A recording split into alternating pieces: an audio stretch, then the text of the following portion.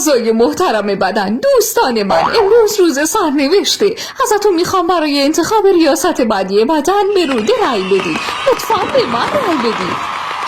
ببینم پس مغز چی میشه؟ مغز به خاطر مصرف بیش از حد دوپامین آسیب دیده. الان فقط دلش میخواد سیب زمینی سرخ کرده، پیتزا، همبرگر، مرغ سوخاری و بستنی بخوره. در ضمن گویا یادت رفته مشکلی فشار خون پیدا کردی یا؟ آره درسته. جناب کبدم که چرب شده. بله کلی چرب و چی. کلیه ها هم که به خاطر تغذیه نامناسب بد کار میکنن و تو تصفیه خون مشکل دارن. درسته، من یه سنگ کوچیکم تولید کردم، ببینش. وضعیت ریه هم که معلومه توش آب جمع شده و ملتهب.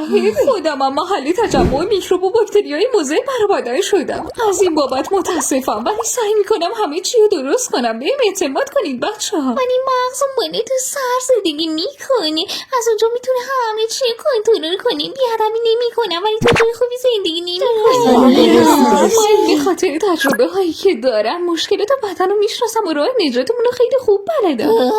ولی تو عبسه بری بابا، زایات سر کار داری، با چیزی از رهبری بدن نمیدونی. عزیزم من بیش از 100 میلیون نورون دارم که مدام به مغز میگه چیکار کنه و چیکار نکنه. من کارمو خوب بلدم.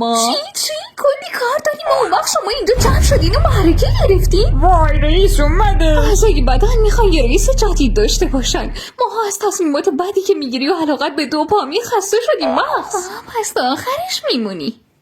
بله میمونه جناب مغز، شما دوچاره آسیب دیدگی شدیم. باشه پس بذارین یه چیزی نشون بدم. اگه رفیقمون بتونه این مسئله ساده که بهش میدم و حل کنه، نه تنها ریاست رو بهش میدم بلکه خودم شخصا وظایفش در خصوص ما تحت بدن بهتن میرم و انجام میدم. قبول میکنم. پس با این تفاصیل رئیس بعدی منم.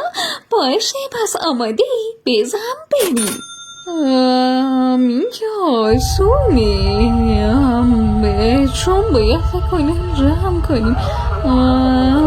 میشه یک علاوه یک لحظه سب کن الان میگم وایسا. نمیدونم. نورونام هیچی بهم نرسونده. آخه چقدر بد شد. اگه تصمیمات اشتباهی بگیری تاوانشو باید تو دیگه پس بدی. حالا جلدی برگشت سر کارت که یه سطح سخاری تند پرملت داره واردت میشه جناب روده کاندیدا. وقتی به دنیا میای در واقع انگار با لگد از بهش انداختنت بیرون. صدا تقدیم کرد. سابسکرایب سنگولی یادت نره.